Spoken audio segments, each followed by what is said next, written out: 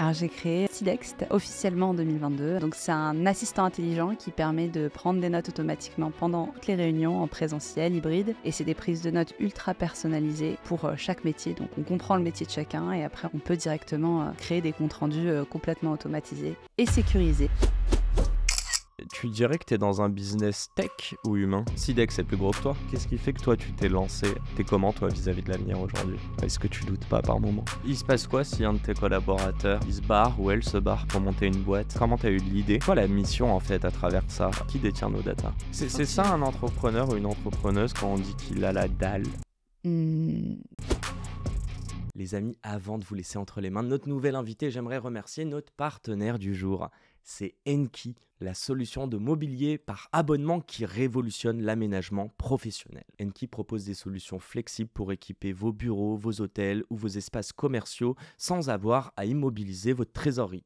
Mais aujourd'hui, je viens vous parler d'un sujet bien précis. C'est Enki Invest, leur plateforme d'investissement participatif. Comment ça se passe? Avec Enki Invest, vous pouvez investir dans des projets de mobilier durable et bénéficier d'un rendement annuel allant jusqu'à 8,5%. Ça commence à 500 € et c'est une opportunité unique de faire fructifier et votre épargne et en même temps de soutenir l'économie circulaire. Ils vous proposent et ils vous offrent avec le code dans la tête d'un CEO 100 € sur votre premier investissement. Rendez-vous sur enki.com/enki-invest.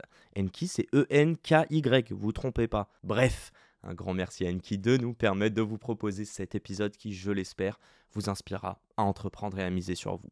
Bonne écoute à toutes et tous. Salut à toutes et tous, c'est Yacine, bienvenue dans ce nouvel épisode de Dans la tête d'un CEO. J'ai l'impression que mes intros se ressemblent un peu trop en ce moment, mais je fais beaucoup d'épisodes. Nouvel invité. Nouvel épisode, nouveau sujet, mais toujours beaucoup d'enthousiasme. Aujourd'hui, j'ai le plaisir de recevoir Inès. Comment vas-tu, chère Inès? Très bien, merci de me recevoir dans ton podcast. Bah écoute, ravi que tu sois venue jusque dans nos bureaux malgré les galères de métro que j'ai eues et que Jade aussi a eues. Donc je t'ai cru directement. Bon, première question. T'es entrepreneur? Oui. Qu'est-ce que t'as monté? Alors j'ai créé Sidext Qu'est-ce que Sidext? en 2022, officiellement en 2022, alors officieusement évidemment bien avant. Donc c'est un assistant intelligent qui permet de prendre des notes automatiquement pendant toutes les réunions en présentiel, hybride. Et c'est des prises de notes ultra personnalisées pour chaque métier. Donc on comprend le métier de chacun et après on peut directement créer des comptes rendus complètement automatisés et sécurisés parce que toute la sécurité des données, c'est un grand enjeu d'un l'IA. J'allais dire, on va en parler, mais en vrai, pas forcément. On va un peu parler d'IA. Bon, donc c'est grâce à l'IA, tout ça? Oui, grâce à l'IA, on a eu un momentum, on a eu un vrai boost. Mais oui, l'IA... Votre solution repose sur l'IA? Ouais. Ok. On va pas parler de ça. On va commencer par ma première vraie question qui m'intéresse énormément. Tu es CEO? Oui. Qu'est-ce qu'un CEO ou une CEO? Alors... Car ça s'appelle Dans la tête d'un CEO. Alors, un CEO, je pense, le rôle d'un CEO va vraiment évoluer, tout dépend de la taille de la boîte. Donc là, dans la place dans laquelle je suis aujourd'hui, donc on reste quand même une boîte, on est une vingtaine dans la boîte, ça reste quand même assez petit, entre guillemets. On va être un couteau suisse. Donc en fait, un CEO, ça va être plutôt C'est dingue, vous dites tous la même chose. Mais c'est vrai, du coup. C'est vrai, ça en doit fait. être vrai. On fait du recrutement, de la levée de fonds, du sales, et t'es experte du de quoi, product. toi? En fait, on est un peu De expert de rien. tout et de rien. Après, il faut qu'on sache aussi là où sont nos forces et là où sont nos faiblesses. Et je pense que la plus grande qualité d'un CEO, c'est d'avoir du recul et de se dire, OK, là, je suis vraiment bon. Et là, je suis vraiment pas bon. Et comment trouver des solutions dans les... Tu vois à mes yeux que tu me lances des perches. Inès, dans quoi es-tu bonne et dans quoi, après on parlera du moins bon. C'est quoi tes forces? Alors, ou c'est quoi ta zone de génie? Alors, zone de génie, c'est un grand mot, on va dire. Là où je me sens le plus à l'aise, c'est la vente. Donc, ça a été vraiment une bonne commerciale, tu sais voilà, bien vendre. je suis la commerciale de la boîte. J'ai fait les premières ventes de la boîte.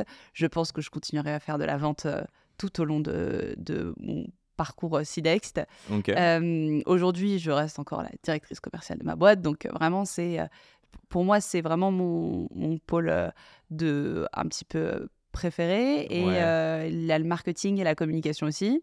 Je pense que je connais bien et que je continue à apprendre aussi au fur et à mesure. Voilà. Et les zones d'amélioration. Ah oui. On va mettre un peu de dentelle. Alors, les zones d'amélioration. Bah, tout Allez, à- 3 qualités, 3 défauts. C'est parti pour on est dans l'entretien un... C'est ça. d'embauche. Horrible ces Donc, je postule questions. à quel poste? Tu pourras le définir vu que t'es couteau suisse. On va dire que... C'est quoi les trucs en vrai que t'aimes pas mais que t'es obligé de faire parce que t'es CEO et que tu En peux fait, pas aimer c'est 100% les du job? choses auxquelles j'ai pas eu d'expérience jusqu'à présent. Je pense il va y avoir du recrutement, tout ce qui va être management. Enfin, c'est des rôles en fait sur lesquels soit on a beaucoup d'expérience, qu'on connaît bien et qu'on a déjà fait, soit si on n'en a pas, bah, on apprend sur le tas. Et Le là, c'est ce management, qui... clairement, la gestion humaine. Gestion humaine, gestion des talents, attirer des talents, recruter, trouver aussi le sweet spot entre on a recruté assez pour aller vite, mais pas trop pour exploser en cours de route, quoi. Donc, Tu dirais que t'es dans un business tech ou humain? humain. Alors, Humain, alors que 100%. Sidex, d'ailleurs, il n'y a pas le point AI? Non, on n'a pas de Non. point AI. Ah, rares sont. Parce qu'en général, les boîtes, elles sont bien fières. Mais non, pour revenir à ma question, ton produit est tech, mais tout ce que tu gères, toi, au quotidien en tant que CEO, c'est que de l'humain? Enfin, C'est que de pratiquement, l'humain. ouais. Et même notre vision, en fait, chez Sidex, c'est qu'on met à profit la tech Pour l'humain. pour l'humain. En fait, on redonne du temps à l'humain, on leur redonne aussi de l'épanouissement professionnel parce qu'on automatise des tâches qu'ils n'aiment pas du tout faire. Et donc, vraiment, on remet au centre l'humain et on les assiste avec de la tech. Donc, c'est Donc, vraiment un ben, on va. business d'humain. Un podcast sous le signe de l'humain. Bon, je crois que les gens connaissent en général. C'est un petit peu ça l'ADN de mon podcast. C'est mon autre question qui m'intéresse. C'est un peu la fin de l'intro. Tu vas comprendre. Mhm. Euh, je pense que ce podcast devrait s'appeler Dans la tête d'un fondateur ou d'une fondatrice plus que d'un CEO. Parce que je pense qu'un CEO peut être là en tant qu'intérim. Ouais. Mais ce qui m'intéresse, c'est partir d'une feuille blanche et de créer tout ça. J'aimerais savoir, toi, quelle est la différence que tu vois si on t'associe au job de CEO ou plutôt la casquette de founder? Mhm. Et quelle casquette t'aimes le plus? Alors, la casquette que j'aime le plus, c'est... et je ne sais même pas s'il y a vraiment un rôle qu'on peut attribuer là-dessus, mais c'est vraiment créer quelque chose de nouveau dans la boîte. Donc, ça va être créer un nouveau département, créer une nouvelle stratégie, m'attaquer à un problème que je vais devoir dénouer et sur lequel je vais devoir travailler sur court terme, moyen terme, long terme. Ok. Donc, par exemple, ce que je peux dire, c'est la levée de fonds, j'avais jamais fait ça. J'ai dû m'attaquer au sujet, essayer de comprendre comment ça marche, et après devenir, entre guillemets, experte là-dessus, parce que j'ai dû la closer, en fait, cette levée de fonds. Et pour ça, il faut que tu connaisses tout de la levée et savoir comment ça fonctionne. Donc c'est Donc le challenge, tu c'est dirais. vraiment, Ok. je vais dire, oui, c'est s'attaquer à un challenge, créer une nouvelle chose, et voir aussi bah, d'autres personnes grandir au fur et à mesure. Donc ça c'est relié un peu au management. C'est comment avoir de l'impact sur les personnes avec qui tu collabores. Sidex est plus gros que toi? C'est une boîte qui est plus grosse que toi. Demain, tu ne fais plus partie de Sidex, ça continue à exister? Bah, tout dépend comment sera Sidext sur le long terme. Est-ce que ce sera encore une boîte sur laquelle j'aurai vraiment un impact? Parce qu'en fait, si je n'ai plus d'impact dans la boîte, si je me rends compte que en fait, j'ai plus de valeur ajoutée, bah oui, donc Sidext tournera sans moi. Il y a une Mais si... expiration date? Il y en a une, tu penses, il y a- pour toi même? Et c'est là où j'essaye de voir la différence entre founder et CEO. C'est qu'un CEO ou une CEO qui gère 20 personnes versus même 200 personnes, Ouais. c'est pas le même job. Eh ben, il va falloir me poser la question quand j'atteindrai les 200, 2000 personnes pour savoir si c'est quelque chose qui me plaît encore autant. En tout cas, aujourd'hui, forcément, c'est le projet avec lequel j'ai démarré, c'est la feuille blanche avec laquelle je suis arrivée. J'ai commencé à pitcher, j'ai écrit mes premières lignes Mhm. de pitch dessus. J'ai commencé à créer mon premier prototype. Donc, pour moi, ça reste quand même quelque chose un peu émotionnel aussi. Bien C'est sûr. pas que du C'est ça la concret. diff avec un CEO, c'est que le founder, il y a plus d'émotions dedans.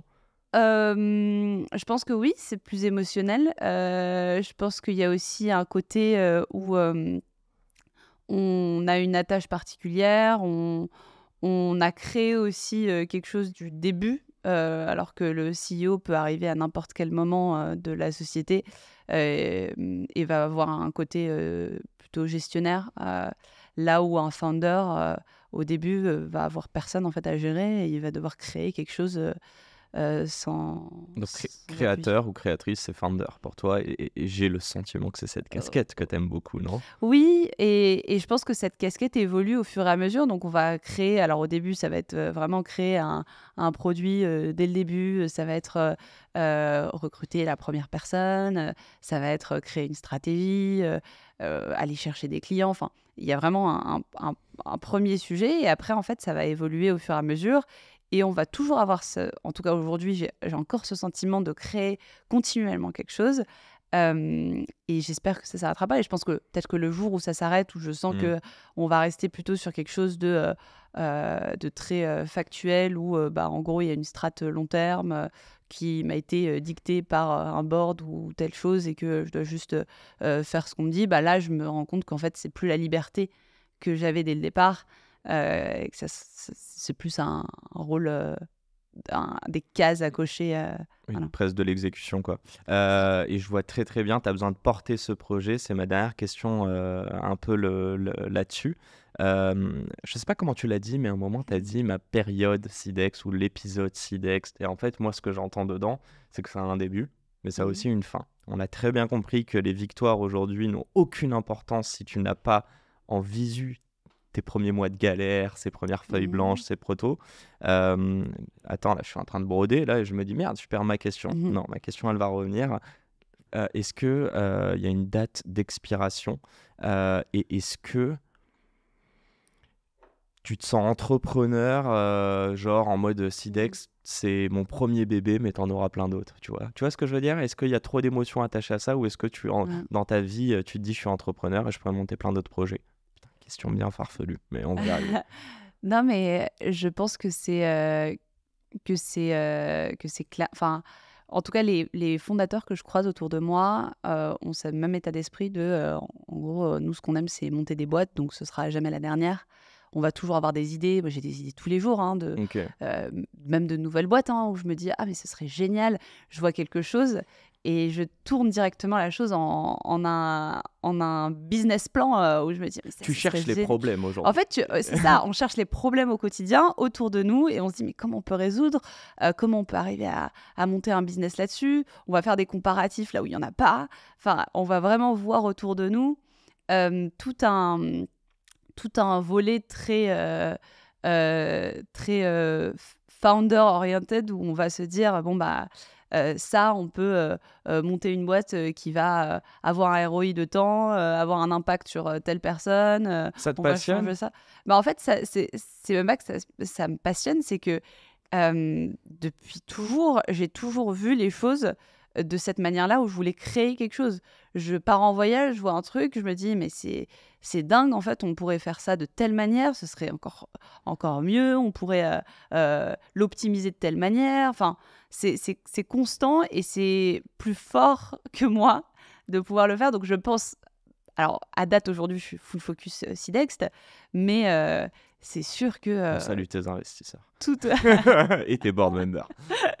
tout au long, en fait, je pense, de ma vie, je vais continuellement réfléchir en ça, ce sera un super business à monter, ce sera un super business à lancer, et voir où est-ce que je vais sauter le pas, à quel moment je vais sauter le pas pour remonter un autre business. Un grand merci pour ta réponse. Je me rends compte à quel point ma question n'était pas bien posée entre tu vois ce que j'avais en tête et comment c'est sorti. J'étais en mode mec, qu'est-ce que tu me racontes? Mais c'est bien, on va en parler de la communication, de à quel point Ouais. il y a des biais aussi de compréhension. Par contre, ce que j'adore dans ta réponse, c'est qu'en fait, tu es en train de dire il y a un avant et un après Sidext. C'est ta première boîte Sidext? Ou tu avais Alors, déjà eu des projets avant? j'ai déjà eu 2 autres projets avant, mais c'est ma première start-up. On va en Voilà. parler. Ah, très intéressant. Je voulais aussi te poser la question, on en reviendra après, mais est-ce que Sidex c'est une start-up? Est-ce que tu as envie de la revendre? Est-ce que tu as envie que ce soit une billion dollar Mhm. compagnie? Ou juste une belle ETI, même pas qu'une Ouais. PME, une ETI qui vit bien? Ce sera pour plus tard. Ok. Pour revenir là-dessus, il y a un déclic. J'ai l'impression que ce déclic fait qu'aujourd'hui, quand tu abordes des problèmes, quand tu vois des choses, c'est même pas que tu vois des choses, c'est que tu cherches les problèmes, je le maintiens ça. Pourquoi? Parce que j'ai l'impression que tu as eu ce déclic de te dire, tu as la capacité de les résoudre. À quel moment il est venu ce déclic? Est-ce que c'est potentiellement ces premiers projets où tu as eu des victoires qui sont peut-être pas financières? En fait, c'est clairement les premiers projets, parce que au tout début, donc la premier projet que j'ai fait, c'était une entreprise sociale où on gagnait quasi pas d'argent parce que c'était vraiment pour le L'humain. bénéfice. C'était vraiment pour l'humain. Et c'est ce qui m'a motivé au tout début, et d'ailleurs jusqu'à aujourd'hui, d'avoir cet impact sur l'humain. Donc Ok. en fait, un- c'était en Hollande, donc c'était comme Meet My Mama en France. Je ne sais pas si Il est les gens terminé, connaissent, non? mais c'est un service de traiteur pour les femmes réfugiées. En gros, c'est des femmes réfugiées qui proposent leurs services à des corpos, enfin, pour des events corpos, etc., sous un format de traiteur. Et donc j'ai fait la même chose en Hollande, et il y a 10 ans de ça, euh, quand j'étais étudiante. Et à ce moment-là, je me suis dit, mais c'est dingue l'impact qu'on a eu sur une vingtaine de femmes réfugiées qui ont réussi à apprendre la langue, qui ont commencé à être indépendantes. Et à ce moment-là, limite, je voulais même pas gagner d'argent dessus. Je me suis dit, il faut que je réinvestisse un maximum pour que ça grossisse, et Mhm. qu'on ait le maximum impact sur ces gens-là. Et donc, ça a attiré d'autres personnes. On était une équipe de 5 personnes, puis on travaillait dessus. Donc, c'est vraiment à ce moment-là que je me suis dit, il y a un truc. Mais En il y fait, avait. on peut avoir un impact justement sur les gens. On peut arriver à transformer la manière dont à ce moment-là, c'était dont elle vivait. T'avais des doutes sur la faisabilité du projet? Euh, alors, en fait, j'avais pas vraiment de doute parce que comme j'avais jamais monté de projet et que je me suis dit, bon, bah, pourquoi pas, j'avais 18 ans, on me dit, bon, bah, parce que donc, je parlais arabe et anglais, donc pour les entreprises, je parlais anglais, je pouvais traduire pour elles. Je me suis dit, bah, en fait, il y a pas de. Il y a pas de barrière, Oui, il quoi, n'y a pas c'est de barrière, facile, ouais, c'est OK. super facile. Et au début, je me suis dit, mais en fait, monter une boîte, c'est super facile. On va pouvoir connecter les deux, et puis acheter des ingrédients, Mmh. cuisiner, et puis tout le monde est content, et puis voilà. En fait, pas du tout. C'est là que je me suis rendu compte qu'en fait, il y a des problèmes de stockage, il y a des problèmes C'était quoi les plus gros de problèmes? C'est l'humain ou pas? Hem, alors, je pense que c'était créer une culture professionnelle, là où ces femmes étaient vraiment dans le partage. Alors, elles achetaient en masse, ce qu'elles voulaient, c'était vraiment faire plaisir aux gens, sauf qu'en fait, quand tu montes un business, tu as des budgets, Ouais, ouais, je vois ce tu que peux tu veux dire. pas tu dois toujours aussi être assez professionnel, même dans ta ponctualité, dans la manière dont tu te présentes aux C'était clients, un et projet, cetera. émotion et pas assez financier? Heu, Enfin ou oui, ouais, oui, mais héroïste? du coup qui m'a appris à monter des projets qui doivent être héroïstes pour être pérennes. Parce que sinon, en fait, le projet, il tombe à l'eau au bout Mmh. d'1 mois, quoi. Et même si c'est une Hem, asso, hein, tu as oui, un oui, budget à gérer et bien sûr, cetera. bien sûr. En fait, dans chaque cas de figure, et à ce moment-là, je me suis dit: «OK, en fait, il y a quelque chose à faire, il y a un business à monter, Mmh. il y a même, des perspectives de croissance. Donc pour pouvoir croître, heu il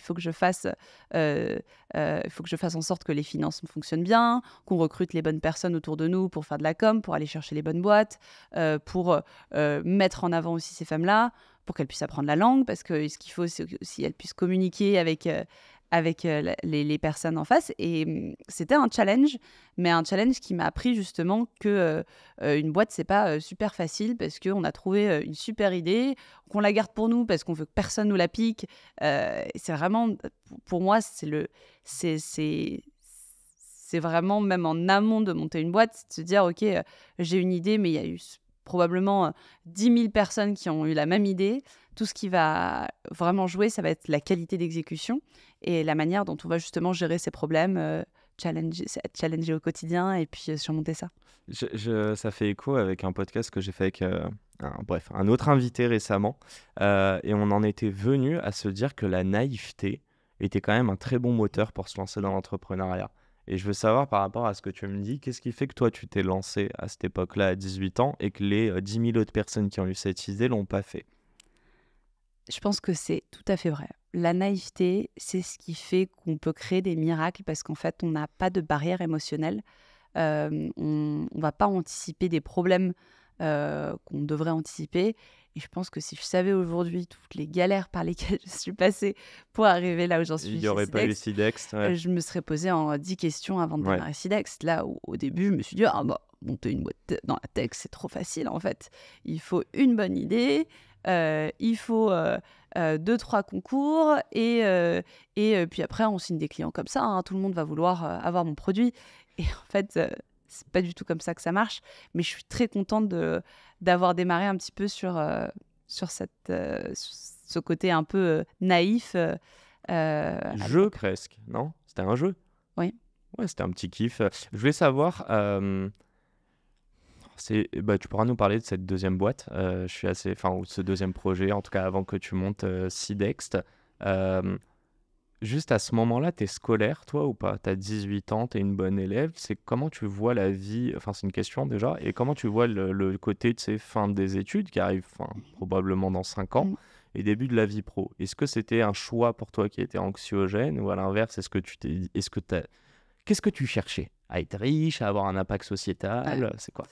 Alors, je voulais être libre. J'ai toujours voulu être libre et pour ça, je me suis toujours dit qu'être libre, c'était voyager partout, découvrir le monde, vivre dans plein de pays différents. Et c'est ce qui s'est passé en fait. Je me suis dit que pour moi, être forte à l'école, allait m'ouvrir des portes à l'étranger et grâce à ça, je pouvais aller où je voulais, dans n'importe quel pays, étudier Ok. n'importe où. Donc vraiment, c'était mon moteur. T'as grandi où? En en banlieue I don't parisienne. know, je sais En pas. banlieue parisienne, T'as grandi en banlieue? j'étais en banlieue parisienne, j'étais, à Neuilly, au lycée et ensuite, je suis partie à l'âge de 17 ans en Hollande, et après j'ai commencé à un petit peu, parcourir le monde, à travers mes études, à travers Ok. mes expériences pro et cetera. How come Hollande? La Hollande parce que, meilleur rapport qualité-prix niveau business school, c'était, Ah, mais t'es partie toute seule, donc ouais, une ok. école de commerce. J'avais Putain, trouvé ok. une école de commerce qui était aussi bien classée que HEC et l'ESSEC, qui coûtait 20 fois moins cher Ok, et hyper smart. et qui proposait aussi des échanges, des expériences aussi un peu professionnelles, hein, assez intéressantes. Donc je me suis dit, bon, bah, let's go. Trop stylé. Et Et c'était grâce quoi, à ouais, ça. tes ambitions? Bah, excuse-moi, vas-y. Ouais, grâce à ça, donc je me suis dit que c'était cette liberté que je voulais atteindre. Donc, Financière aussi ou pas? liberté financière, physique, enfin tout. En fait, Bah, le fait de enfin, pouvoir c'est me quoi la dire. liberté? Ouais. La liberté, pour moi, c'est de ne plus se poser de questions dans la vie, de pouvoir se dire j'ai un contrôle sur ma vie, j'ai un contrôle sur le temps autour de moi, sur ce que je veux faire, ce que j'aspire à faire, sur mes rêves, etc. Est-ce Et que tu de es libre? pouvoir Et Alors, pouvoir les réaliser. Excuse-moi, putain, faut que j'arrête de et t'interrompre, mais j'ai tellement de questions à te on a 4 poser, heures Inès. là. Je vais. Trop pas, on a qu'une heure, c'est pour ça que je m'en parle. C'est une question. T'es arrivé à la liberté ou pas encore? Ou Pas t'es sur le encore. chemin? Non, je suis sur le chemin, j'espère. Alors, la liberté, je continue encore à philosopher dessus, d'essayer de comprendre ce que c'est réellement, si c'est associé au bonheur ou pas. Enfin, il y a énormément je pense, de recul à prendre là-dessus et d'essayer de comprendre, en fait, est-ce que l'humain est libre aujourd'hui, comment on est libre. Et je pense que c'est la perception aussi de chacun de la liberté. Je pense que ma perception de la liberté est différente de la tienne ou Bien d'autres sûr. personnes. Mais pour moi, c'est vraiment ce côté où je me dis, bah, grâce à mon travail, je vais réussir à être libre de mon temps, être libre financièrement, être libre d'où je veux vivre, de la manière dont je veux vivre, etc. Qu'il n'y a pas de limite qui me soit imposée. Et dans l'éducation que tu as eue ou dans l'enfance que tu as vécue, t'as eu le sentiment qu'elle n'était pas acquise, cette liberté? Bah, en fait, on nous mettait souvent dans des cases, et je parle du système éducatif. Les Arabes, là, tu euh, parles? On peut le dire, c'est bon. il fallait la sortir à un moment Bah donné. oui. Les Arabes qui font un podcast, c'est sûr qu'on va en parler. Non, il fallait mettre les élèves dans des cases. Donc toi, tu es très bien, tu vas faire une filière scientifique, donc tu vas Ok. finir ingénieur, donc Des tu vas aller. étiquettes. Exactement, c'est des étiquettes et le rêve ultime, c'est c'était d'intégrer, en tout cas pour nous, c'était de se dire, bon, bah, tu vas intégrer la bonne boîte de conseil, tu vas faire ça, tu vas travailler en finance, tu vas faire... Et en fait, c'était vraiment de mettre les gens dans des cases avec des parcours très spécifiques où tu vas aussi faire la prépa et la bonne prépa et la bonne école de commerce après. Ce qui n'est... je dis pas que c'est mauvais ou pas, je dis juste que pour moi, le fait de dicter en fait un certain parcours, pour moi, c'est pas ma vision de la liberté. Ok. Ma vision de la liberté, c'est de le choisir. Donc en fait, de me dire, j'ai envie de faire prépa parce que j'ai envie d'avoir une certaine rigueur, j'ai envie d'être dans telle école, Mhm. etc. J'ai envie de faire telle école de commerce parce qu'elle m'inspire, parce qu'il y a ci, parce qu'il y a ça. Et pas de me dire, bah, en fait, tu dois faire ça parce que bah, tu as choisi de faire ESP Maths. Donc ESP Maths, tu vas faire une prépa éco, et après tu vas faire la bonne école de commerce, et Pour après si, finir en et conseil pour finir et en te conseil. faire fouetter jusqu'à minuit. C'est beau. Alors, je ne sais pas si on se fait fouetter. Ça dépend de la boîte de conseil. Ça Je veux dépend. pas- Mais par contre, pourquoi quand tu me parles de conseil et quand tu dis la société, genre, est-ce que ça vient de l'éducation de tes parents aussi, cette idée de te dire que tu dois être une bonne élève pour accéder au meilleur job, le mieux payé et le mieux représenté par... Enfin, le mieux validé Oui, par la bah, bien sûr. société? Et je pense que c'est pas que mes parents. Mes parents voulaient que, évidemment, j'ai un super travail, que j'aille dans les meilleures écoles. D'ailleurs, c'est pour ça qu'ils ont fait en sorte que j'aille à l'école à Neuilly, alors que de base, j'étais pas vouée à aller à l'école Ils sont dans un là-bas. ils sont aisés, enfin, oui, Euh, t'as grandi dans un milieu aisé, toi, ou pas Non, forcément? pas du tout. Mes parents, c'est moyenne classe. Ils ont fait du mieux possible pour nous donner la meilleure éducation possible, pour nous donner aussi la chance de vivre et de grandir dans un milieu justement qui nous donnait envie d'arriver à cette liberté, de pouvoir bénéficier des meilleures écoles, de pouvoir justement avoir cette idée de partir à l'étranger, parce que pas toutes les écoles nous donnent l'opportunité de réfléchir différemment et de se dire, bon, bah, en fait, on va sortir des clous habituels et on va te proposer des écoles à l'étranger qui sont top, qui sont bien classées, etc. Mhm. Euh, Par exemple, je sais que dans mon école, ils me proposaient d'apprendre le chinois au collège.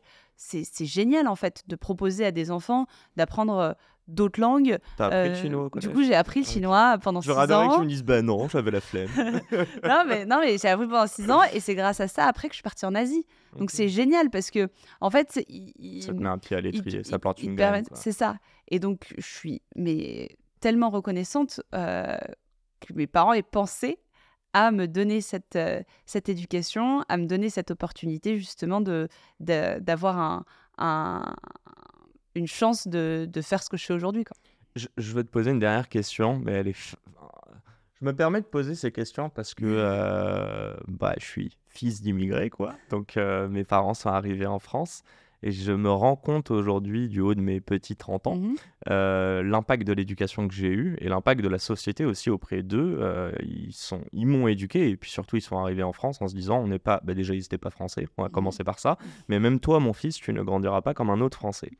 Moi, je me suis toujours, mais genre, on s'est embrouillé de ouf, tu vois. Moi, j'étais en mode, mais je vais vous ramener une blonde aux yeux bleus, vous allez pas capter, ce sera ma femme. Moi, il y a pas de, ça va être plus dur pour moi que pour les autres. Ouais. Et j'aimerais savoir, est-ce que toi, en plus, on va en parler, mais putain, t'es une femme qui a levé des fonds dans la tech, donc c'est pas si simple. Est-ce que ça a été un sujet pour toi bah, d'être immigré ou enfant d'immigré? Est-ce que ça a été un sujet pour toi de pas être, d'être, je crois, dans une des banlieues les plus chères de France et de pas être d'un milieu ultra riche? Et la dernière question dans tout ça, est-ce que ça a été aussi un sujet d'être une femme? Alors, il y a beaucoup de questions.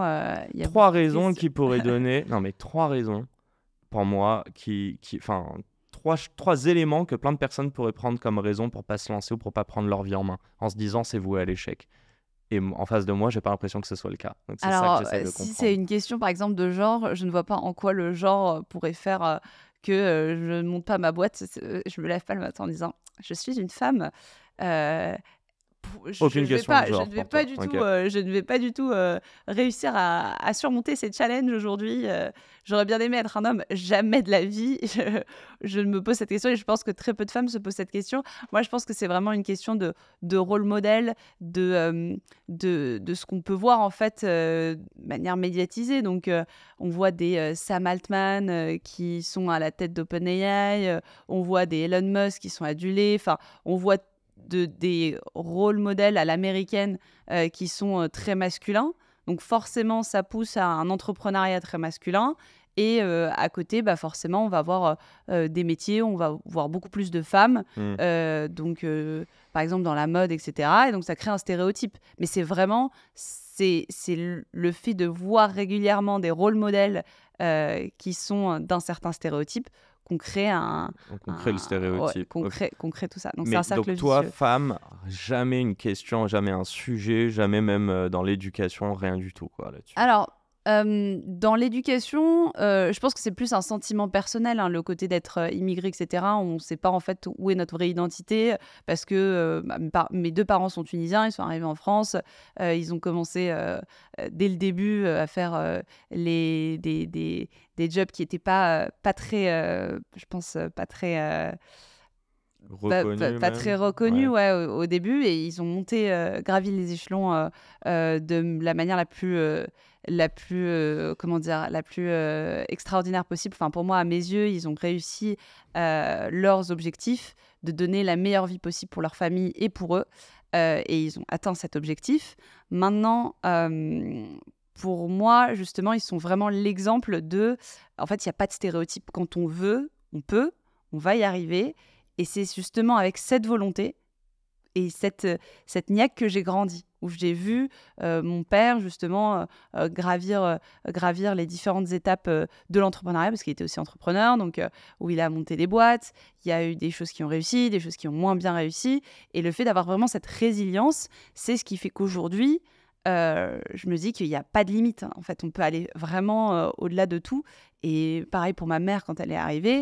En fait, les deux étaient étudiants. Ils n'avaient aucun réseau. Ils n'avaient pas d'aide financière de leur famille. C'est d'ailleurs eux qui pouvaient financer Envoyer de l'argent. leur famille à eux. Donc, c'était très compliqué. Et ils ont réussi à surmonter ça. Et je me dis, mais pourquoi pas moi, en fait? Et forcément, il y a des stéréotypes, des gens qui vont avoir des remarques. Mais pour moi, ces remarques n'ont absolument aucun impact sur ce que je fais. T'as grandi dans cette énergie Exactement. va chercher ce que tu veux et donne-toi les moyens quoi. Donne-toi les moyens, c'est ça. Que tu Ok. sois une femme, que tu sois tunisienne, que tu sois... Ok.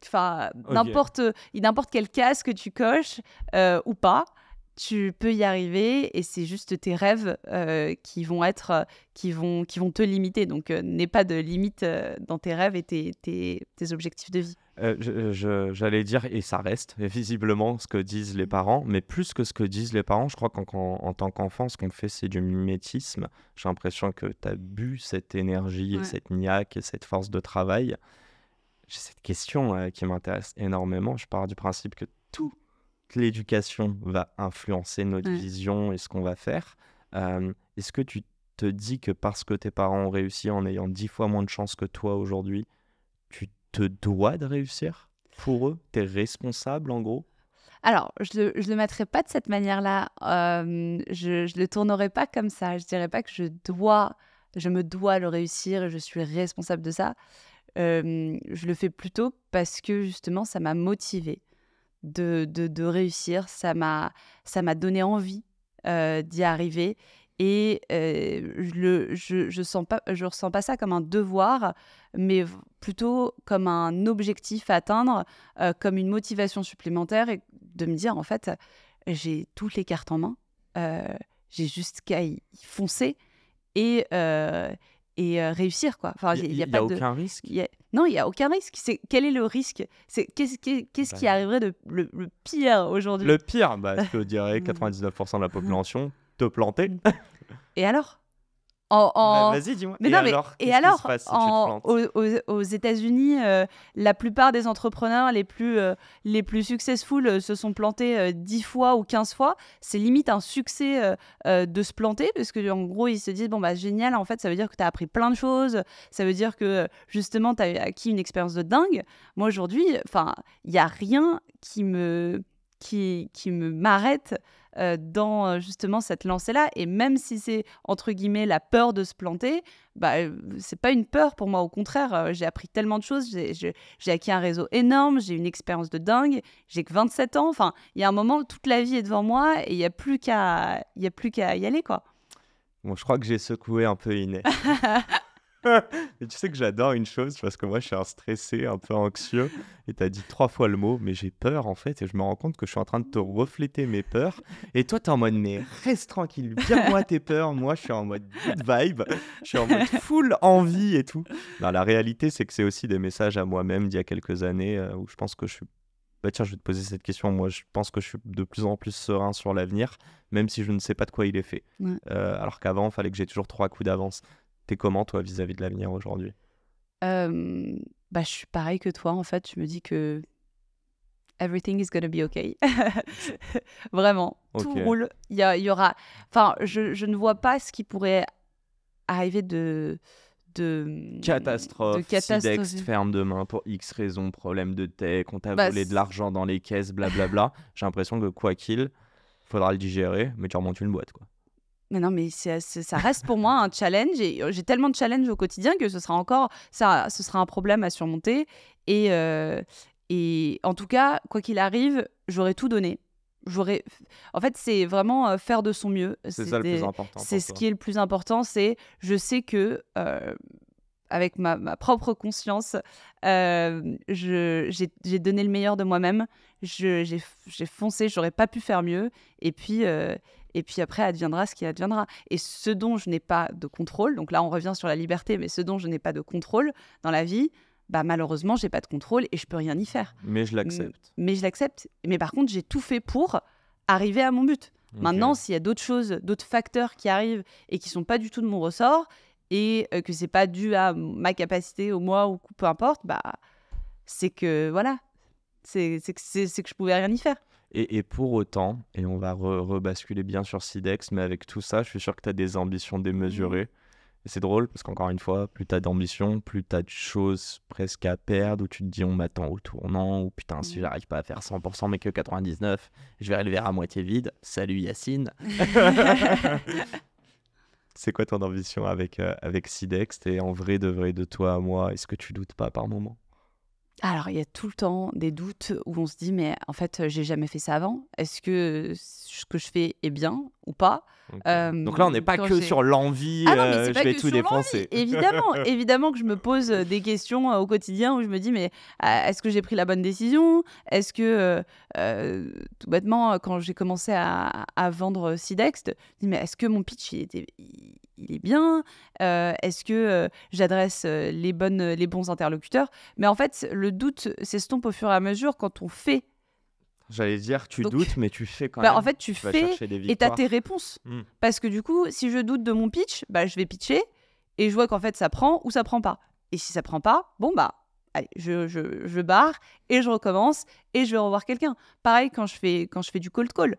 Tu fais du cold call, bah, au début, c'est ultra ingrat. Tu vas appeler des gens, tu leur demandes. Mais en fait, tu entraînes ton pitch. Et c'est comme ça que tu as tes réponses. C'est l'action le meilleur C'est apprentissage pour l'action. toi. Et justement, la peur, pour moi, ça va soit te paralyser, soit justement faire l'effet inverse et te pousser dans tes retranchements et te propulser vers quelque chose qui va être beaucoup plus intéressant pour toi. Et aujourd'hui, de mon côté, il y a eu tellement de choses où j'ai eu peur, où je me suis dit, ah mais attends, et si je vais pitcher ça comme ça, Hmm. puis il y a plein de gens qui vont me voir, et puis si je recrute la mauvaise personne, comment ça va se passer, etc.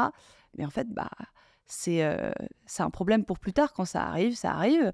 Et puis si ça arrive, on trouvera une solution. Et puis même quand il arrive, au final, t'en as parlé, il arrive 2 semaines ou 2 mois ou 2 ans plus tard, Mm. il y a eu tellement d'expérience que tu l'abordes de manière beaucoup plus sereine. Bah oui, En fait, totalement. sans t'en rendre compte, t'as chopé des armes Totalement. au fur et à mesure, enfin, des Totalement. armes, des outils. Par contre, t'as pas répondu à cette question, c'est quoi ton ambition avec Sidex? Qu'est-ce que tu as raconté à tes petits vicis là, pour aller leur soutirer de l'argent? Alors, mon ambition avec Sidex, Et est-ce qu'elle a évolué? Ouais, je suis assez curieux de ça. je pense qu'elle continuera à évoluer, mais moi, ce que je veux, c'est vraiment créer une boîte qui va avoir 2 types d'impact. Un, c'est qu'on va créer une vraie boîte qui est viable financièrement, donc arriver à 100 millions d'ARR, avoir une boîte qui délivre vraiment, avoir une vraie notoriété sur le marché, une crédibilité à minima au niveau Europe, pour se dire, voilà, Sidex, c'est un assistant intelligent et qui fait pas que de la prise de notes, parce que nous, on va aller aussi cibler pas mal d'autres choses au niveau des tâches qui doivent être complètement automatisées et qui sont rébarbatives pour la plupart des gens. Juste après. Mais donc voilà, ça c'est vraiment le côté très business-wise. Après, est-ce que on va faire un rachat, une entrée en bourse, etc.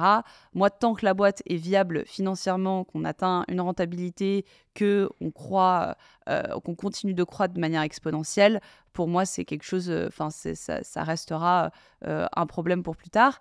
Et après, par contre, ce qui va être plutôt de l'impact interne, j'ai envie d'avoir aussi des collaborateurs qui sont motivés, drivés jusqu'au bout. C'est-à-dire qu'aujourd'hui, ils sont ultra drivés forcément parce que c'est les premiers. Mais en fait, dans 5 ans, j'ai aussi envie que la millième personne soit aussi drivée et soit aussi motivée et qu'on crée un impact, que ce soit financier, mais aussi de liberté pour tous les collaborateurs en interne. Il se passe quoi si un de tes collaborateurs, un de tes premiers, un de tes early, là, il se barre ou elle se barre pour monter une boîte? Bah, c'est que, Tu le vis comment, toi? entre guillemets, ils ont réussi d'une certaine manière, eux, personnellement. Est-ce que pour toi, ils ont encore mieux réussi? Le fait de quitter Sidex pour à leur tour monter une En boîte fait, plutôt que de rester chez Sidex? ça va dépendre de leurs objectifs. Si leur objectif de vie était de monter une boîte, et d'ailleurs, beaucoup d'entre eux, leur objectif, c'est de monter une boîte, et bah, tant mieux pour eux, en fait. Est-ce C'est que qu'ils leur ont- objectif de vie est plus important que ton objectif avec Sidex? Est-ce que eux t'apportent? Mais d'ici là, ces gens-là, on va être beaucoup plus importants aussi dans la société. S'ils ont fait le tour aussi de leurs learnings chez Sidex et qu'ils pensent qu'ils peuvent plus monter en compétences comme ils le pouvaient avant et qu'ils sont mieux à monter une boîte, bah, tant mieux en fait. Ça veut dire qu'il y a d'autres personnes qui vont arriver et qui vont elles aussi monter en compétences, Un qui verre à vont moitié réussir. plein. Non mais c'est vraiment. Non, mais Je pense qu'on j'adore. va, on va. J'essaie de te c'est- prendre sur les c'est- émotions en mode t'es sûr que t'es vraiment Team Spirit? Mais Bah, oui, visiblement. Oui. Team Spirit, oui, parce que j'ai aussi monté une boîte. Enfin, je suis passée par des expériences pro et j'ai fini par monter une boîte. Et ça ne veut pas dire que ces boîtes-là ont coulé parce que je suis partie. En fait, là, aujourd'hui, si je pars, oui, la boîte, elle coule. Mais si. Parce que tu portes encore la Parce vision. que je porte toutes encore les briques sont tout, admises, quoi. etc. Pour mes collaborateurs, c'est des personnes qui sont très importantes aujourd'hui. Et mon but, c'est aussi qu'ils soient aussi drivés tout le temps pour pouvoir monter en compétences et pour apporter de la valeur à la boîte. Je sais que c'est Mais différent de tous les autres entrepreneurs. Enfin, pas... tout le monde n'a pas Ouais. la même réponse que toi. C'est ça que je veux dire. Oui. Après, ça dépend de chaque entrepreneur et ça dépend de la vision de chacun. J'ai complètement oublié de te demander, c'était quoi cette deuxième boîte que tu as montée? J'ai monté une agence et j'ai pas aimé le système d'une agence parce que au niveau de scalabilité, c'était compliqué. Ouais, ça Et repose sur l'humain. c'était un cercle vicieux au niveau de ce que je disais sur la liberté au début. C'est est-ce que vraiment avec une agence, je vais être libre sur le long terme et voilà. Et donc j'ai décidé d'arrêter et j'ai monté Sidex. Ah ok, et direct après t'as monté Sidex? J'ai monté Sidex 3 mois après. Ah ouais, ok, d'accord. Bah, quand Donc, même, hein, ça t'a encore une fois dit, ok, c'était pas le bon projet, mais C'était pas la bonne chose. je vais chercher le bon projet. Par contre, au niveau du cash, tu gagnes du cash tout de suite. Ouais. Tes clients te t'es- payent. c'est ça. Tu C'est- payes les C'est prestats à la complètement, fin. complètement différent au niveau du business model. C'est complètement différent, mais c'était pas ça. Le cash, c'était pas le premier moteur que j'avais. Pour moi, le moteur, c'était la scalabilité. Je veux créer une machine en fait qui peut fonctionner par elle-même sans que j'ai à mettre du temps et de l'énergie tous les jours sur ce que je faisais en service en une agence, quoi. Bah, juste avant, tu as parlé de 100 millions d'ARR, on appelle ça un centaure, je crois. Et tu as Ouais, parlé. il y a Ouais, c'est quoi? C'était nos amis de chez Aircall qui l'avaient fait là, il y a 2-3 ans, je crois, ou il y a 2 ans. Bref, on Ouais. s'en fout. Mais non, surtout, tu as parlé d'une croissance exponentielle. Et là, Ouais. tu viens de reparler d'une machine où, en gros, tu dis clairement, j'ai pas besoin de remettre du fuel, donc de l'énergie, du temps pour que ça continue de fonctionner. Pourquoi? C'est quand même très particulier dans l'entrepreneuriat, cette ambition-là, non? Celle qui est tech, scalable. Bah oui, mais c'est ce qui fait qu'on monte aussi une boîte qui va arriver à 100 millions d'euros d'ARR. Mais pourquoi 100 Parce- millions d'euros d'ARR? Pourquoi parce que pas c'est- 10 millions d'euros d'ARR? C'est déjà très bien. Parce que j'ai des ambitions et j'ai un objectif et j'ai envie de monter la boîte le plus haut possible.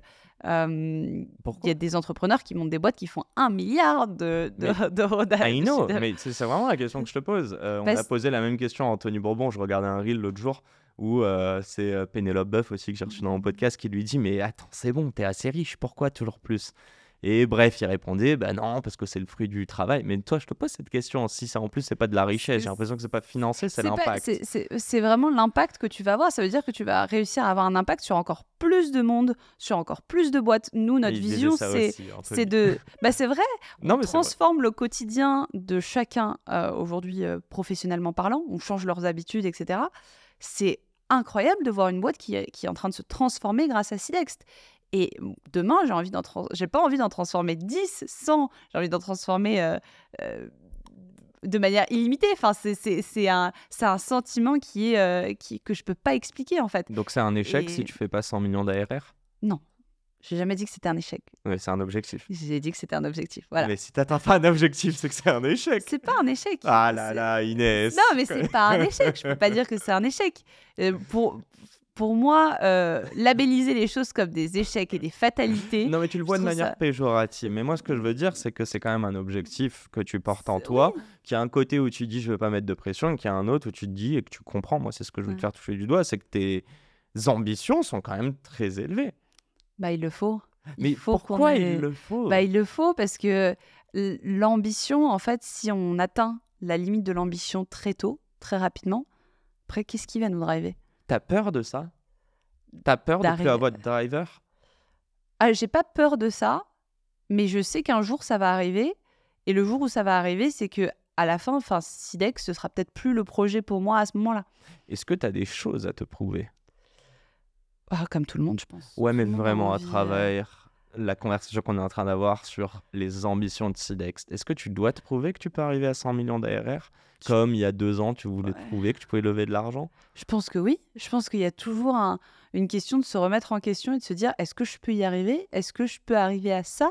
Et forcément, moi, je me mets des mini-objectifs, hein. Le 100 millions, c'est pas mon objectif de demain, c'est mon objectif long terme.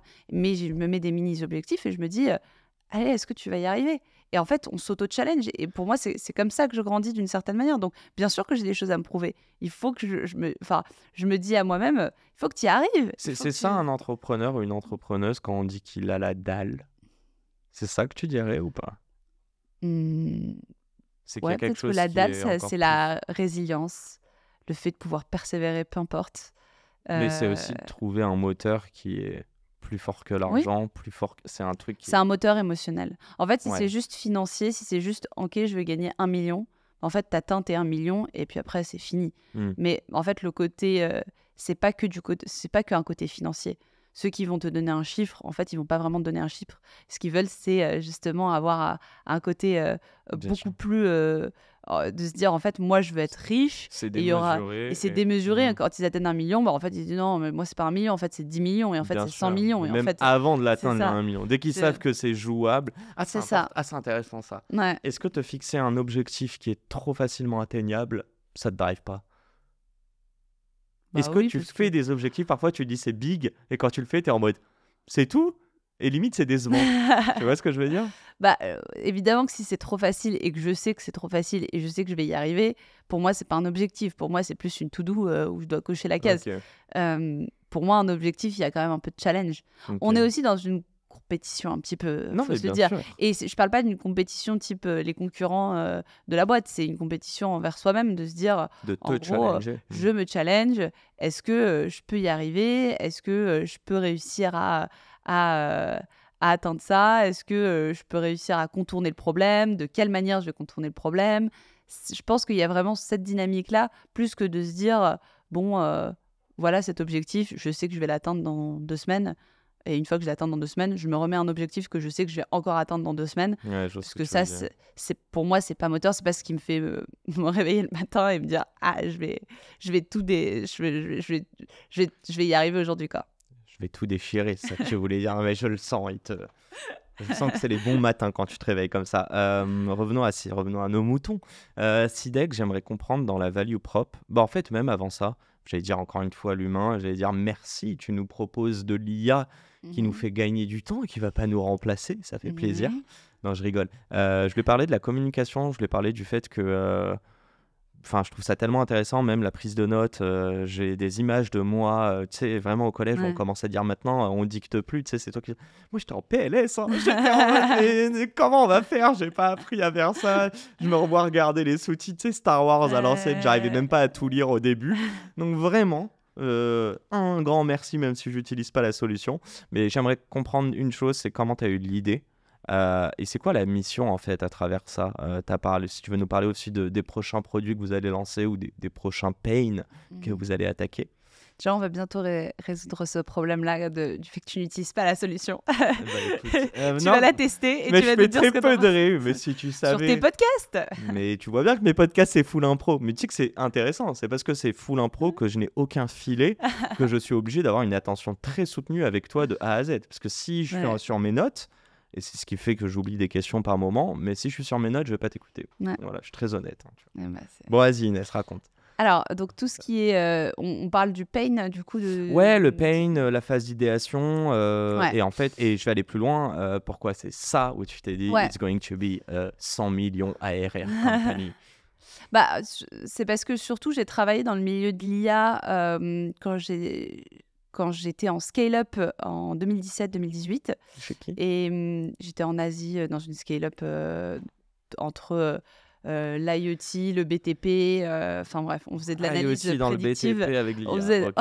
on faisait de l'analyse prédictive sur des chantiers, des endroits un petit peu dangereux pour pouvoir détecter des problématiques humaines. Enfin bref, Donc, de c'était une logistique, fonction etc. d'ingé que tu avais là-bas, toi? Non, donc ils étaient peut-être 15 ingés. Et moi, j'étais la seule business Je veux dire sales, ouais. aussi non chinoise, parce qu'ils étaient tous chinois aussi. Donc, c'était vraiment comment faire le développement de la boîte au niveau international. Donc, l'expansion en Asie du Sud-Est, en France, en Australie. Commencer aussi à pénétrer le marché européen. Et comment on pouvait concrètement vendre une solution complexe. Parce qu'à Hong Kong, ils étaient super bien installés, tout le monde les connaissait. Mais à l'étranger, personne ne les connaissait. Ils avaient du mal à pouvoir expliquer leur value proposition. Et donc, à ce moment-là, je découvre la puissance de l'IA. Et à l'époque, on ne parlait pas d'IA, on parlait plutôt d'automation, de machine learning. Oui, on parle de de- machine learning. Ouais, on parlait Plus de big technique data. même que Tu vois, IA. tu vois, on parlait beaucoup. On parlait. C'est ça. Bah, du coup, au début, même mes pitchs, c'était je parlais beaucoup d'NLP en 2021, alors que aujourd'hui, c'est un petit peu processing, ouais. Et ARR, Annual Recurring Revenue, désolé, on donne un petit peu le jargon, un peu tard, mais bon, désolé. Ok, Voilà. donc, bel enjeu, j'imagine. Ok. Donc, bel enjeu. Donc, je découvre ça et je me dis, mais attends, il n'y a pas de vrai modèle applicatif concret pour lequel on peut utiliser l'IA, parce que là, on l'utilise beaucoup, mais on l'utilisait beaucoup en back-end. D'ailleurs, même sur les réseaux sociaux, on l'utilisait tous les jours de l'IA sans Ok. s'en rendre compte. Ok. Mais aujourd'hui, à ce moment-là, je me dis, mais aujourd'hui, on utilise ça, mais que en shadow. On ne Mhm. l'utilise pas de manière concrète. Donc, je pitch mon... Je veux dire que c'est pas un produit proposé sur une innovation Non. comme ça. Ok. Pas du tout. Là où aujourd'hui, on peut visualiser en fait la manière dont l'IA peut nous apporter de la valeur au quotidien. Ok. Donc au début avec Sidex, on a pivoté plein de fois. Au début on targetait des entrepreneurs, après on est passé sur des entreprises un peu plus matures, après on est là aujourd'hui. C'était toujours la même value prop, c'est la prise de la prise de notes pendant les Non, rendez-vous. ça a évolué. Alors au début, pour expliquer vraiment la genèse de Sidex, au tout début, c'est que je mettais en relation des entrepreneurs. Je faisais de la prise de notes moi-même manuelle Merci l'IA. là-dessus. Et j'étais l'IA en fait qui faisait cette prise de notes. Je générais donc des petits summaries de tout ce qui a été dit. Mhm. Et après, je les ajoutais, je classifiais ça. J'avais créé un Discord. Et sur ce Discord, donc j'avais classifié les tips marketing, les tips juridiques, etc. Et c'était moi qui intégrais en fait toutes ces données. Et à la fin, je me suis dit, mais c'est impossible. Pourquoi il n'y a pas d'outil qui existe aujourd'hui et Mais- qui peut réussir à faire ça automatiquement? C'est une manière je- de valider le besoin pour toi?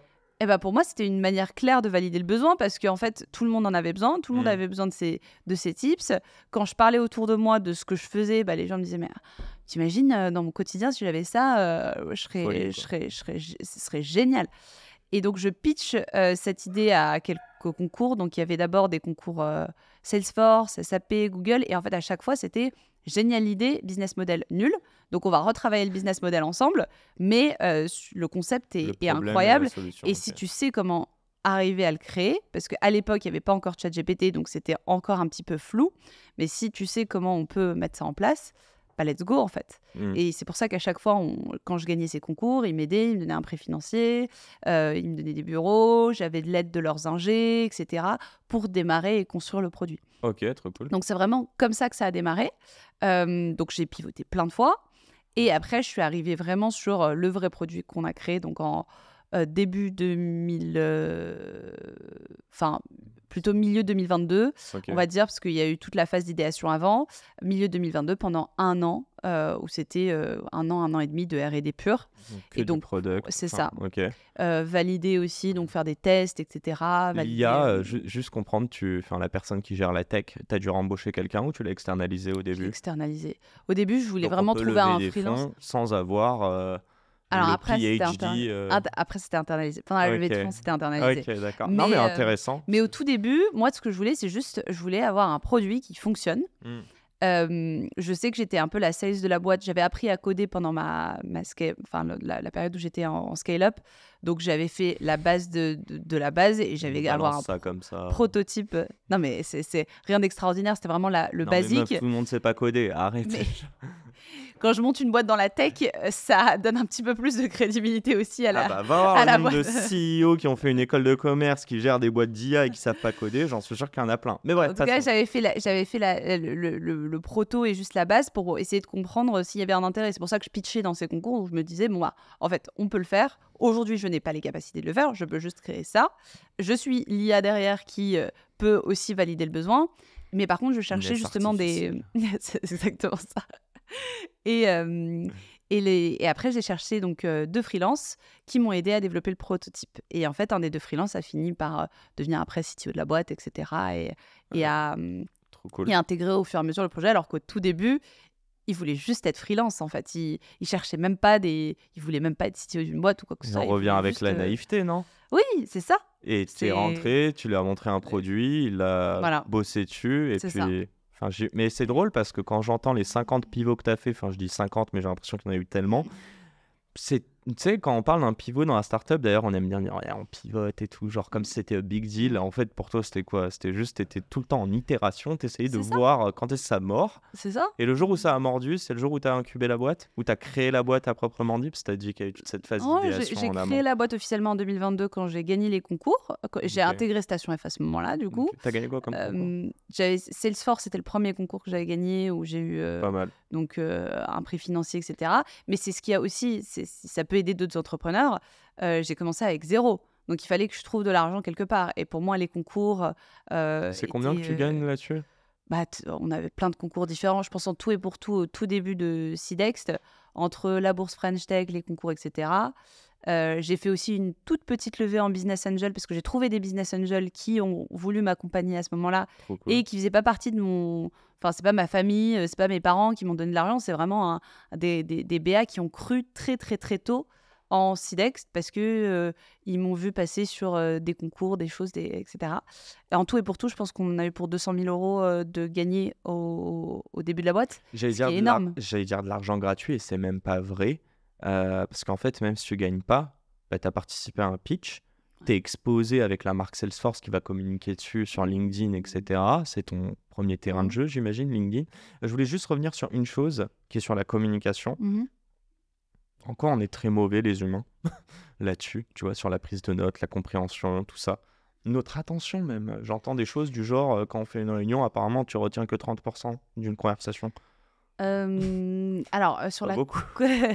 sur la communication, je pense qu'il y a un sujet de forme et de fond. Il y a beaucoup de choses qu'on dit d'une certaine manière aussi qui n'est pas pris en compte dans la manière dont on communique.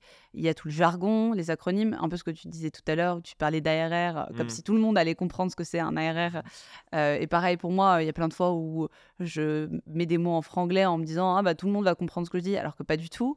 Donc, il y a vraiment ce côté où on peut... Vous aidez là-dessus, Sidex? Vous faites des petites traductions ou on a tout un modèle de personnalisation où tu peux personnaliser ton jargon, tes acronymes, D'accord. tout ce qui est mis en place. Donc, en fait, tu apprends à l'IA parce que l'IA aussi commence Elle s'enrichit, j'allais sans, dire, en ouais, chaque use case. sans, Ok. elle a pas de playbook au début de comment on doit parler dans l'univers d'une startup. En fait, on va lui dire comment parler dans l'univers d'une startup. Elle va apprendre au fur et à mesure. Comme moi au début, où je ne savais pas ce que c'était. La plupart du jargon startup, je ne le connaissais pas. Ok. Et j'ai dû apprendre en posant des questions, en essayant de comprendre sur Internet ce que c'était un MRR, ce que c'était un ARR, ce que c'était Rien un de DEC. compliqué. Enfin, non, mais il n'y a rien de Non, je compliqué. sais, C'est mais ça juste peut faire peur en fait aux gens. une manière C'est de juste un petit parler. jargon. Ouais, c'est comme de la Et politique au final. oui, Ils ont tous c'est leur ça. jargon et ils disent tous les mêmes choses. Mais ok. Et dans les grands groupes, c'est pareil. Il y a du Mhm. jargon interne, il y a des acronymes internes. Donc ça, c'est des choses dans la communication qu'il faut arriver à déceler. Il y a toute la partie accent aussi. Donc il y a des gens qui ont des accents prononcés. Et par exemple, quand on parle en anglais, il y a plein de Français qui ont un accent très français quand ils parlent anglais. Donc par exemple, c'est des sujets qu'on a dû adresser très rapidement parce qu'on s'est dit, OK, quand on a un Français qui parle anglais ou un Espagnol qui parle français, Ouais. comment en fait l'IA va essayer de comprendre pour qu'on ait une prise de notes et une information qui soit correcte. Et c'est quoi on arrive à la fin, mais si tu veux nous spoiler un petit peu sur les autres use cases. Le premier, c'est vraiment de dégager du temps pour que les personnes puissent être focus, j'imagine, sur le call, ou enfin la réunion, et avoir leur compte rendu. J'allais dire, bon, en 2 ans, il y a eu aussi d'autres outils qui se sont lancés là-dessus. Je suis sûr que ça t'a motivé et challengé. C'est quoi la suite? Nous, là, on est en train de travailler sur de l'analyse conversationnelle. Donc, en fait, on va analyser ce qui a été dit pendant la réunion par rapport à ton besoin, toi, en tant que dans ton métier. Donc, typiquement, si tu fais de la finance, tu vas pouvoir générer un rapport financier et on va pouvoir automatiquement avoir une IA qui va pouvoir analyser, te dire est-ce que c'est bien, c'est pas bien, pour quelles raisons c'est pas bien, quels sont les critères, etc. Selon ce que toi, tu aurais pu paramétrer sur la plateforme. Ok. Donc, ça peut toucher par exemple le secteur financier, ça peut être pour des commerciaux, ça peut être pour des RH, ça peut être pour des chefs de projet, pour du management aussi. Donc, tu peux demander à l'IA, est-ce que j'ai bien coaché mon équipe? Est-ce que mon équipe était bien motivée? Est-ce que tu as des conseils à me donner? Et puis l'IA va te dire, ouais, en fait, tu parles trop, tu dis trop jeu, t'interromps les gens, donc tu devrais parler comme ça, comme ça, comme ça. Elle Et te en fait, dirait ça, l'IA? Ah Parce bah qu'il oui. y a un petit peu de finesse, tu vois, Il y c'est a- pas que du Ah rationnel non, dans non, tout ça. mais en fait, elle va pouvoir comprendre au fur et à mesure. Son rôle, c'est d'assister et de comprendre qui tu es, quel est ton métier, sans être trop intrusif. Hein. On a vraiment ce côté où on se dit ah, l'IA, elle va tout connaître de nous, j'ai peur, etc. En fait, pas du tout. L'IA, elle va apprendre au fur et à mesure de la manière dont on fonctionne dans le milieu du travail. Et son rôle, c'est de nous accompagner. C'est d'essayer de se dire, OK, comment moi je peux t'assister et t'aider? Tu es un RH, tu dois cocher des scorecards et tu dois dire si une personne, Hmm. elle match les critères de l'entreprise. Est-ce que, je sais pas, elle parle bien anglais? Est-ce que elle a tant d'expérience? Est-ce qu'elle a l'esprit qui est recherché dans la boîte? Et l'IA va te dire, bon, bah, en fait, elle l'a parce qu'elle a dit ça, ça, ça, ça, ça. Et après, c'est à nous, en tant qu'humains, de juger et de se dire, bon, Il y a une est-ce que- appréciation humaine, voilà, quoi. Ouais. c'est ça. Mais on Et est là pour t'épauler. l'idée, c'est qu'elle assiste, elle va pas remplacer l'humain. C'est Hmm. vraiment ce côté où il faut qu'on arrête de dire ça et plutôt de se dire qu'on crée cet assistant intelligent. Et tous les outils aujourd'hui sur le marché vont dans des directions qui peuvent être similaires ou différentes, mais nous, on veut vraiment aller sur ce cas de figure-là. Et d'ailleurs, c'est dommage parce que là, je me dis, ah, mais attends, est-ce que en rentrant dans un cas de figure, tu sais, dans une boîte, notamment un grand groupe, est-ce que c'est pas comme ça que tu commences à faire de l'A/B testing sur des nouveaux use cases, cas d'usage? Désolé pour l'anglais, mais on va pas en parler parce qu'on n'a pas le temps. Je suis vraiment désolé. Par contre, j'ai une dernière question. On a dit qu'on en parlerait, donc je te pose la question. Et c'est drôle, tu parles d'aspect financier, où là, je me dis, dès qu'il y a des chiffres, c'est un petit peu touchy. On va parler de security. Question toute simple, pour la gouvernance et comment dire, merde, j'ai plus le nom, la souveraineté numérique, qui détient nos datas? Alors, qui détient vos datas, ça va dépendre de Tu quel... bosses avec qui en gros chez Sidex? C'est qui vos fournisseurs de... Alors, nous, on va bosser par exemple avec des fournisseurs de LLM en open source qu'on va installer nous sur nos machines Ok. et qu'on va faire tourner pour pouvoir sécuriser la donnée. L'idée, c'est que tes données, elles ne repartent pas derrière quelque part d'autre, qu'elles ne soient pas réentraînées sur des modèles énormes avec toutes les données d'autres clients, qu'en fait, chaque client a sa propre base de données, a sa propre donnée qui monte en compétences. C'est pour ça qu'on a la personnalisation, donc Donc, le elles côté... n'interagissent pas entre elles. non, T'as pas, je sais pas, deux clients qui sont en fait des compétiteurs et du coup, ils pourraient... Non. justement. Jamais. Ouais, Ça, bah oui, je suis con. c'est terrible. C'est terrible, justement. Ça pourrait... Yeux, j'étais genre, ça pourquoi elle pourrait... réagit comme ça? Bah oui, non. ça pourrait planter tout notre Oui, business, oui. justement. Ok. Non, là où nous, on a vraiment cette particularité, c'est cette sécurité des données. On assure à tous nos clients que ça ne va pas partir ailleurs. On veut vraiment les stocker soit en Europe, soit en France pour être hors du Patriot Act, Cloud Act, tout Ok. le côté très intrusif Mais c'est des les bases de données LLM aussi. qui te proposent déjà ça ou tu dois passer sur un cloud à côté, un fournisseur de cloud? Ah oui, il y a un fournisseur de cloud. Ok, Là, on essaie de regarder donc, tout ce qui est fournisseur de cloud souverain. Donc, ok. C'est l'idée, lesquels? alors, il y a soit des Je clouds pense à français, OVH, mais il y a bon, des clouds français, ça a mais il y a cramé il y a aussi pas des longtemps. clouds, il y a des clouds Ça. français, mais il y a aussi des clouds américains qui vont s'adosser Ok. à des structures françaises. Donc, typiquement, Google sur Sens avec Thales, Microsoft Azure. vient de sortir Bleu avec Capgemini et Ok, Orange. ouais, je sais pas. Donc, en fait, chaque entité va pouvoir proposer sa solution. Maintenant, c'est à nous de dire, en gros, qu'est-ce qui matche bien avec les besoins du client et qu'est-ce que nous, on peut proposer au client. Mais ça reste toujours souverain, français euh, et sécurisé, encrypté avec tout qui est sur nos machines locales. C'est ça le competitive advantage, une boîte qui va lever 300 millions aux US avec une techno qui est similaire à la vôtre. Une boîte qui lève 300 millions, alors il y a des boîtes qui ont levé Bah oui. 200 millions Ouais, et qui font exactement la même chose, qui sont aux US et qui ne vont jamais pénétrer le marché français, ou en tout cas ne vont jamais adresser nos clients. Ils vont pénétrer le marché peut-être auprès des freelances, auprès Et des c'est ça le solopreneurs. blocage, je dirais, c'est la data. C'est la data, Ouais. 100%. En Donc, fait, c'est des... Quand on dit que la France ou l'UE nous saoule sur la protection de notre data, tu vois, enfin bref, il y a beaucoup de merde, je sais pas le bon adjectif, mais de personnes qui tapent dessus, notamment sur LinkedIn. Toi, tu dirais qu'au contraire, c'est une aide pour ton business de Ah, nous mais elle crée en des B2B. barrières d'entrée qui sont énormes. En fait, Ok. toutes les boîtes de plus de 50 employés, ou même il y a même des boîtes de moins de 50 employés, qui recherchent des solutions, il y a toujours une DSI qui va bloquer et qui va dire, bon, est-ce que vous cochez les bonnes cases? Et avec RGPD, souveraineté, pas d'intrusion dans nos données, Mhm. etc. Et les 95% des boîtes qui existent aujourd'hui de note taking et qui en plus sont aux US ne cochent pas ces cases-là et ne pourront jamais adresser ce marché. C'est pour ça qu'on n'est jamais en face d'elles quand on est... En quand appel on est- d'offres ou c'est autre. ça. Mais je t'embête 30 secondes là-dessus. Admettons, l'Europe vire à l'extrême droite. Je crois que c'est possible. Et qu'ils décident de faire sauter toutes ces lois. Est-ce que c'est une compétition qui va mettre un petit peu à mal Sidext? Est-ce qu'au contraire, tu pars du principe que si ça arrive, ce sera pas au moins avant au moins 2 ans, admettons, et donc du coup, vous avez le temps de prendre votre part de marché?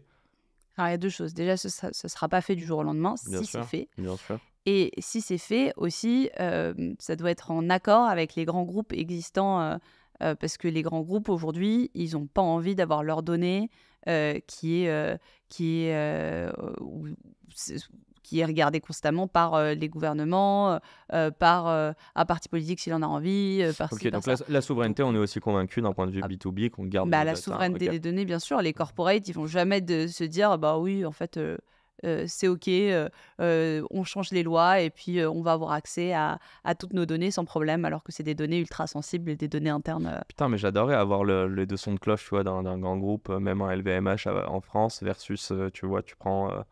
bon, je connais pas de grand groupe dans le luxe aux US, faut croire que c'est pas leur denrée, mais je serais assez curieux de voir la différence d'avis, et je suis sûr et certain que si aux US, tu vois, il n'y a pas cette souveraineté numérique, ça doit être offset par d'autres choses, et je sens qu'il y a de l'argent en jeu, mais ce ne sera pas le sujet de cette fin de podcast.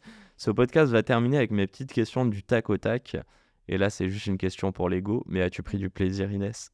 Oui, j'ai pris énormément de plaisir. Yay, ça fait plaisir. Première question, sur une échelle de 1 à 10, à quel point tu te considères heureuse au quotidien? 8, Sur une échelle de 1 à 10, à quel point tu te considères riche au quotidien? 5, Sur une échelle de 1 à 10, à quel point ton job d'entrepreneur t'apporte du sens dans ta vie perso au quotidien? 8. Et à quel point ce même job et ce même quotidien d'entrepreneur te demande de l'effort ou est difficile. 9. 9, dit-elle avec un big smile. Donc beaucoup de plaisir dans la douleur. C'est ça. Et c'est ma dernière question qui n'est pas une question du tac au tac, tu peux prendre un peu de réflexion. Mais projetons-nous il y a quelques années. Moi, tu m'as dit que tu avais 27 ans. Donc, bon, ouais, je vais pas faire les maths flemme, mais on va dire il y a 20 ans, on est en primaire. C'est quoi la matière que tu aurais voulu avoir et qu'en réalité que tous les Français devraient avoir qui n'existe pas? La gestion de l'argent. La gestion de l'argent? Même quand on est en primaire, on doit savoir comment gérer nos billes à la cour de récré, comment pouvoir gérer nos cartes Pokémon. Et c'est le moment de parler des mecs qui m'ont volé mes billes à l'époque. Je fais le mec, mais j'ai des noms dans la tête. C'est ça le pire, tu vois. Mais mieux, bref, on est potes aujourd'hui, ça va. Un grand merci, Inès. Moi, j'aime bien terminer avec ça. Un grand merde à toutes les personnes qui nous regardent, mais surtout celles qui entreprennent ou qui nous écoutent, bref, mais qui entreprennent. J'espère, franchement, moi, en tout cas, tu m'as rassuré avec mes peurs. Donc, un grand merci. Si à l'inverse, tu n'as pas assez peur, appelle-moi un jour. Je pourrais te retranscrire toutes mes craintes. Et voilà, un grand merci de nous avoir inspiré, Inès. Un grand merde dans Sidext. Et à très vite. Merci. À la semaine pro pour un nouvel épisode. Ciao, ciao. C'est déjà la fin de cet épisode. J'espère qu'il vous a plu. Si c'est le cas, pourquoi vous nous le diriez pas? Laissez-nous un petit commentaire, un petit like, partagez-le à des amis, des personnes qui seraient susceptibles d'aimer cet épisode. Et n'hésitez pas non plus à nous proposer des invités pour les prochains épisodes. Le prochain épisode sort lundi. Je vous laisse vous abonner dès maintenant. Et encore une fois, merci de nous soutenir et de nous écouter. Un grand merde à toutes les personnes qui entreprennent. Et à très vite pour un nouvel épisode. Ciao, ciao.